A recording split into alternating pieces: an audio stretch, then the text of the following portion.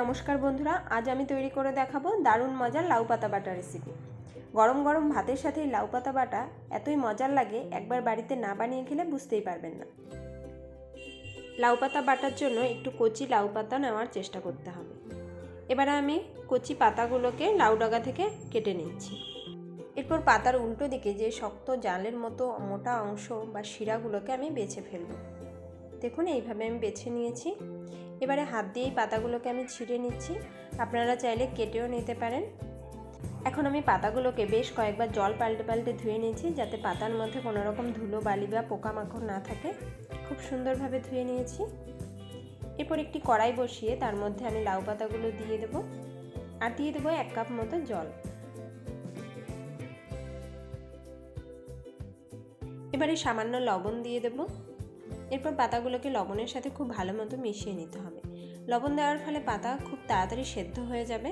দেখুন খুব বেশি জল ব্যবহার করিনি। এরপর ঢেকে দিলাম 2 থেকে 3 মিনিটের জন্য। এখন ঢাকা খুলে নিলাম। দেখুন লাউ পাতা থেকেও অনেকটা জল বের হয়েছে। পাতাগুলোকে একটু নেড়ে চেড়ে নিচ্ছি,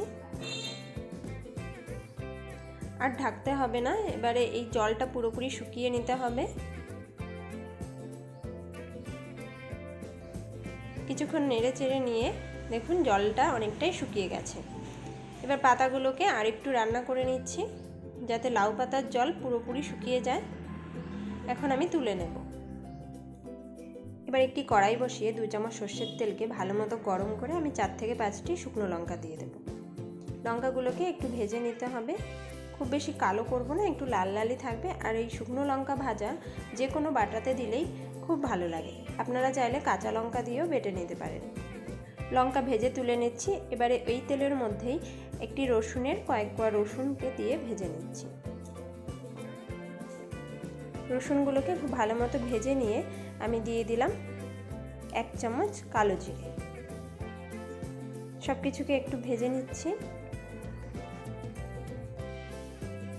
এরপরে কিছুটা পেঁয়াজ কুচি আর 2 থেকে 3টি কাঁচা লঙ্কা দিয়ে খুব ভালো মতো ভেজে নেব। দেখুন ফ্লেম একদম লোতে রেখে আমি ভেজে নিচ্ছি। বেশ কিছুক্ষণ নাড়াচাড়া করে ভেজে নিচ্ছি।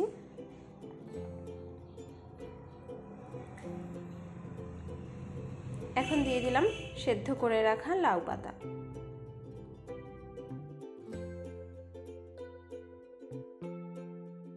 এবারে সব কিছুর সাথে লাউ পাতাকেও ভালো মতো ভাজা ভাজা করে নেব। লাউ পাতা ভাজা ভাজা হলেই এই বাটাটা খেতে বেশি মজাদার লাগে। এবার আমি পরিমাণ মতো লবণ দিয়ে দিলাম।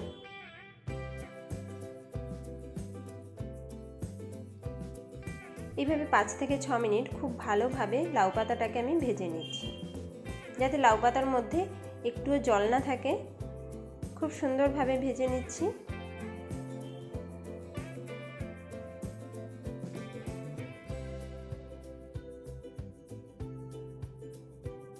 এবার ভাজা হয়ে গেছে। এখন আমি একটি শিলের মধ্যে তুলে নিচ্ছি। আপনারা চাইলে মিক্সিতেও বেটে নিতে পারেন। এবার আমি খুব ভালো মতো বেটে নেব।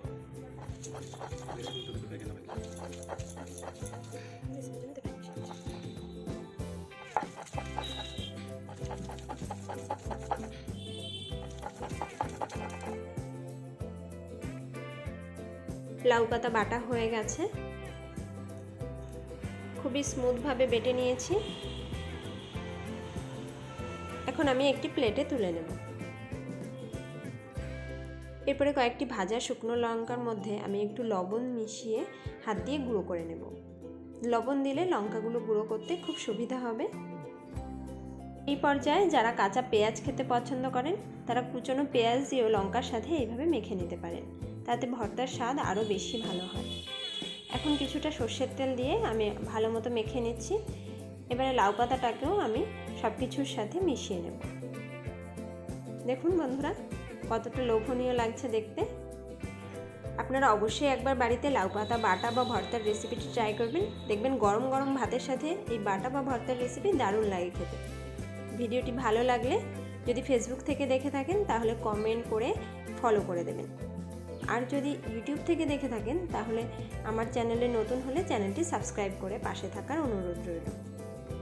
আবারও আসছি পরের নতুন ভিডিও নিয়ে। ধন্যবাদ।